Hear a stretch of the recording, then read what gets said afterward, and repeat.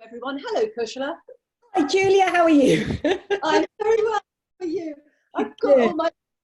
Though I thought it was meant to be June, but it's quite cold, isn't it? It's a little bit overcast here as well. Yeah. We're back to having a little bit of rain, which I know is good, but not when you've got 5 dogs. No, exactly. I like to forget about mud. Anyway, I'm sorry about the noisy toy, everyone, but we thought we'd show you another toy that Tilly has learnt incredibly quickly. You can see the bottles on the horizontal. It's got holes in, so the idea is that they do that, spin on it, or just push the whole thing over and get at the treats. Because I'm definitely looking for ways of entertaining her. So what's Tilly been up to this week? What have her adventures been this week? If I can get a word in, I'll leave her. I'd leave that. It's a much nicer view than looking at me. Well, a week with a puppy is like a week in politics, isn't it? I mean, so much happens, doesn't it? Things start to develop the week before, and then in that week, in this week, we've had the one big thing. I think. Can you hear? Can you hear? I'll speak a bit. The one bit. Tilly, would you like to do a treat search instead? It's probably a little bit less noisy. There we go. Off we go. Right. Okay. I'm going to say hello. Hello, everyone. So the big thing this week, I think, is I've noticed that she is really starting to habitually jump up. It's her way of getting attention. So I definitely, that's something that has changed this week. And I'm obviously not happy about that. We've got to do something, and that's what we're going to discuss. The other thing is, I was so nervous, but I actually let her off lead for a little while on a walk. So that's another thing that, I looked, if anyone had seen me, they would have thought that I was very suspicious, because I was in this big field and I just kept looking around, making sure that everything was safe. But I must have looked very, very suspicious. Fantastic. Well, I think it's really 2 things that are going to be really interesting to chat about today. Definitely. We can talk about the jumping up, and we can talk about it from my point of view, trainers, and you can talk about it definitely about the effect it can have on the musculoskeletal side as well. Yeah, it's a biggie, isn't it, really? Do you want to talk about your bit? I can do, yeah. I think this time of year, the really unique situation we find ourselves in at the moment, we're also worried about socializing the puppies and getting the puppies out. But actually, I think this is actually one of the bonuses that we might have from having pups at this time, is that they may not be as likely to jump up as strangers. And I know it's something I always deal with in my classes, and I've always got people getting in touch going, my dog always runs across the field and jumps up at people. And I always say to people in classes, you can guarantee that it'll always jump up at somebody wearing tights or light coloured trousers. Every time. And generally people that aren't that fond of dogs, they usually pick on those as well. So I think really it's this time of year, because we're in this unique situation and we are having to keep our dogs distance from other people. We're not in that situation where everybody goes, oh, I don't mind, it's only a puppy, I don't mind if they jump up, it's fine. I had that all the time with Maggie, and I used to say, but I mind, and it developed her habit of jumping up, and I don't want that again. And my usual argument is the fact, they look very cute now, but when they weigh 25 kilos, good point. And they're in a very muddy puddle, it's not going to be as cute. Yeah, absolutely. And mud can be defined as all sorts of things. Exactly. And so I think actually being this time, so we have to be distanced from people. Your puppies aren't having the experience of people coming up and cuddling them and encouraging that kind of behavior. The puppies are very much more focused on you, and hopefully excited about you and what you, as opposed to seeing other people. So this is actually something I think is going to be really, really positive from the pups at this time.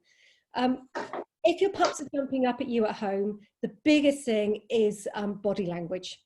dogs really read and react to our body language. It is staggering. I've noticed that. Staggering. It really is. And all we've got to do is, if you start a bit like when they start puppy biting you, play biting, exactly the same with jumping up. If you react by your hands coming up here and you dancing around all over the place, they're going, well, that's fun. I've got to react. You? Yes. Yeah, absolutely. If they jump up at you and you cross your arms and you turn your back on them and ignore the behavior, they realize that they're not going to get your attention by jumping up. So your body language is, and you don't have to say anything either, because by talking to them, it just becomes white noise. So this is one of those situations where it's just pure body language. Cross your arms, turn away. And I even say to people, stare at the ceiling, because then you've taken away any kind of reaction that your dog's going to get from jumping up. And then the second the paws are back down on the floor, good boy, good girl, you know, not too excitable, because they'll go, yay, and be straight back up again. And the other thing which is really important is to try and give them the rewards. If you're a bit worried, or you've got, you know, trying to give your puppy rewards for staying on the floor, so you're trying to give them treats.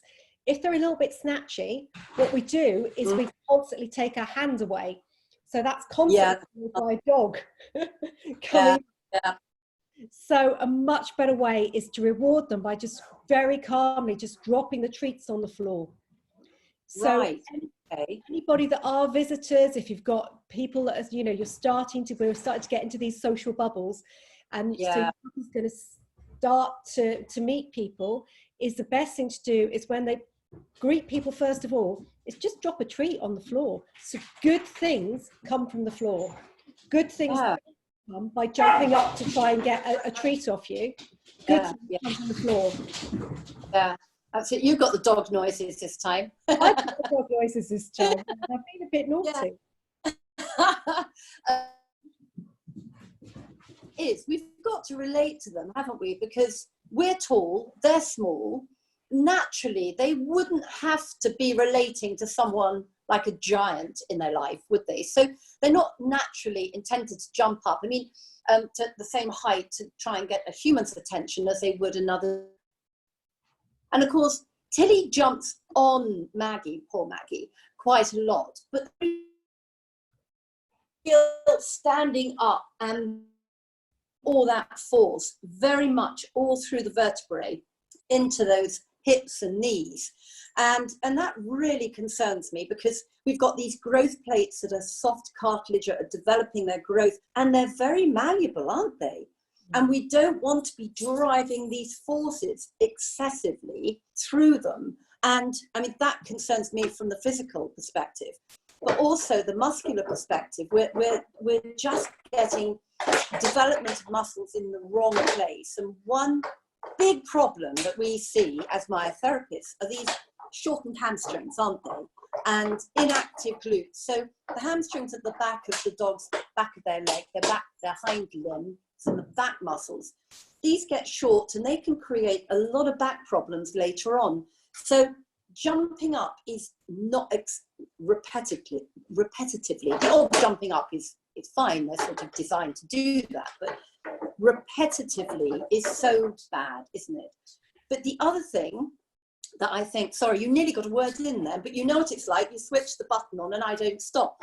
But the other thing that I think we sometimes forget is what goes up has to come down.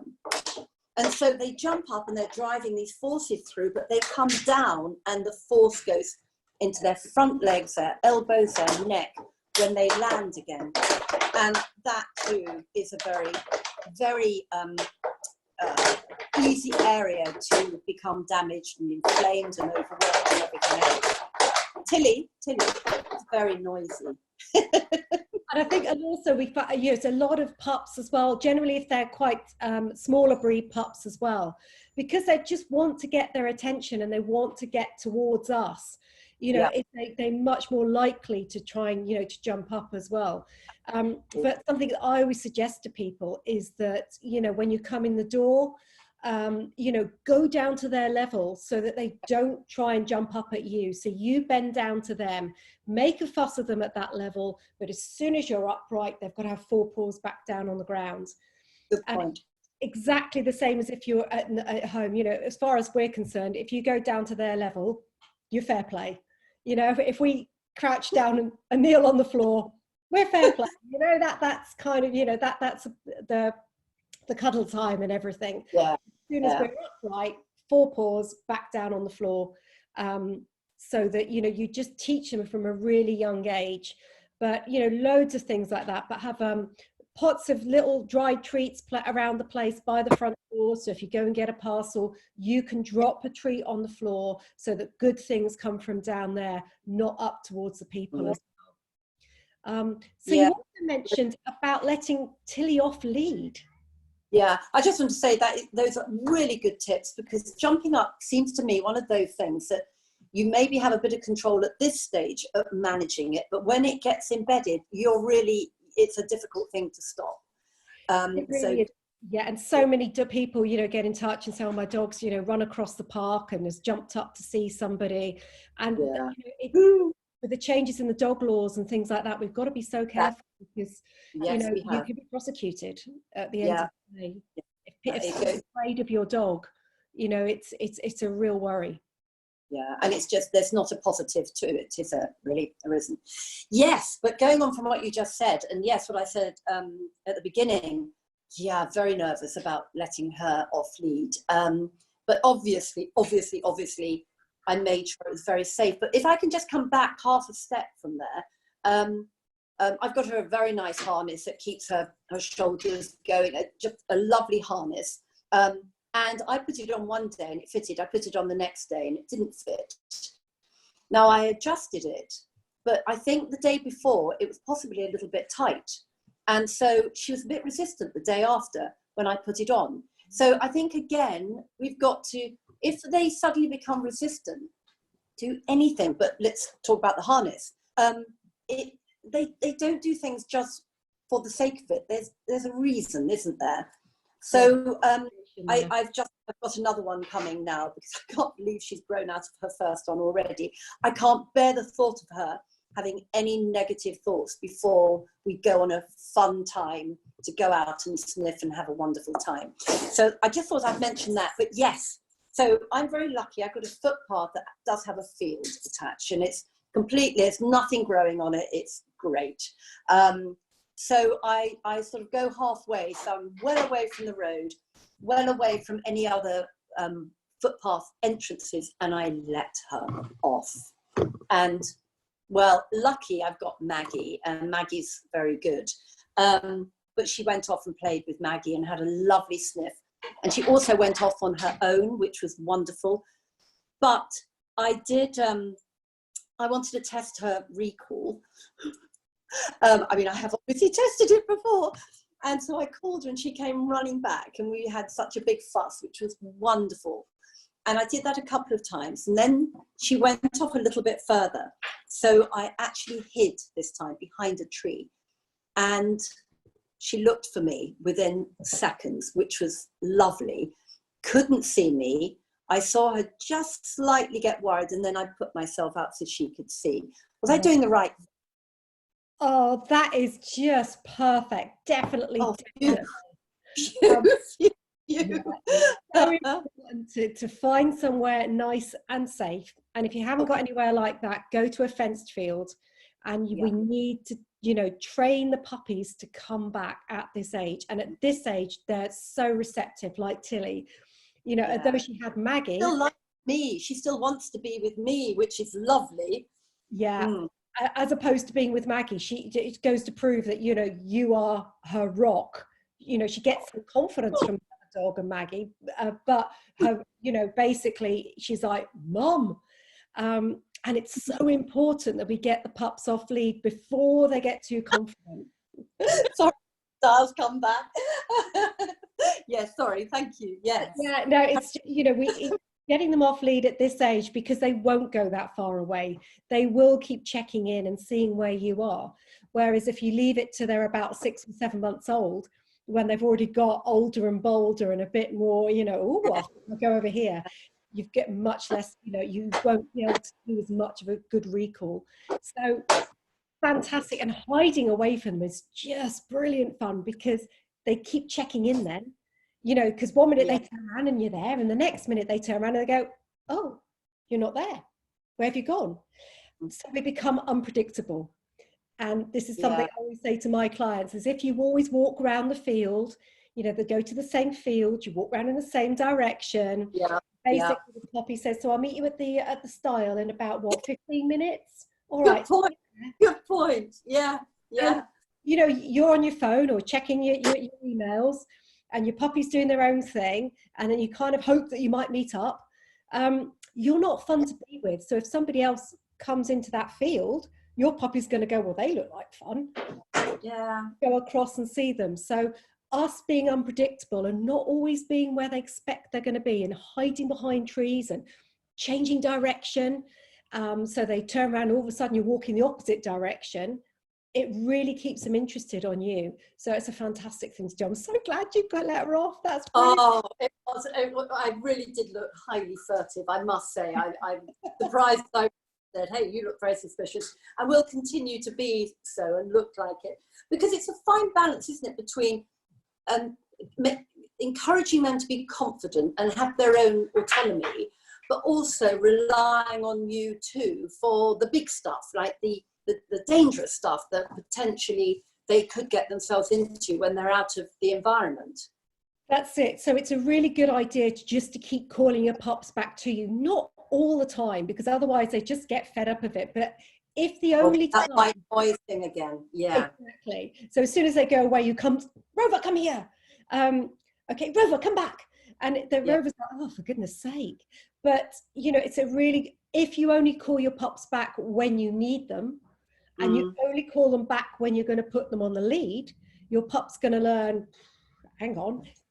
True. Every time you want me to come back, my walk ends. That's no fun. Yeah. So if you keep calling your puppy back for a good game, take something out, a small tuggy with you, or you give them a little bit of a treat and then go, off you go, then they're not constantly thinking, what have you seen? Why do you want me to come back? Or, so I'm going to come back to you and the walk's going to end. Because it's worth it. No, excellent. Kushla, I don't know how you've got so much good advice into, I know, 17 minutes. That's been so helpful to me. So I hope it's been, I'm sure it has, I know it has been helpful to other people too. We love doing this. I hope you guys are still enjoying these Tilly talks. We'll carry on doing them. But please say where you're from again. It was lovely to hear from anyone. Any questions, please put them on there. If we don't answer them, remind us and say, you haven't answered my question yet. We will try and get around there. But Kushla, lovely to see you again. Another week's gone by and Tilly's grown so much. Oh, like a weed. It's now her skull. She was very long in the face last week, but this week she's almost growing into her ears, but not quite. But I think they're beautiful. Yeah. She's just masses of fun, and it's amazing to see how the character is developing and the confidence and how cheeky she is. But anyway, I've got to stop talking. Lovely to see you. Right, take care everybody, and see you next week. Yeah, see you next week. Bye. Bye-bye. Bye.